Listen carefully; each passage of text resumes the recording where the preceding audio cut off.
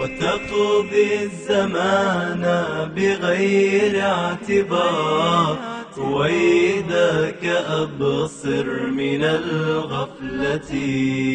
ولا تك يوما مع السادرين، وتحيا بعيدا عن السنة.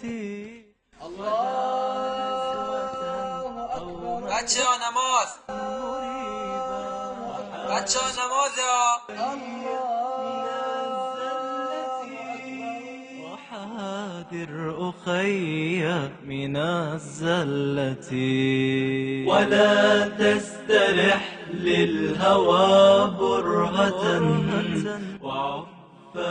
فروه رضی الله عنها روایت می کند که از رسول الله صلی الله علیه و آله و سلم پرسیده شد کدامین عمل بهتر است؟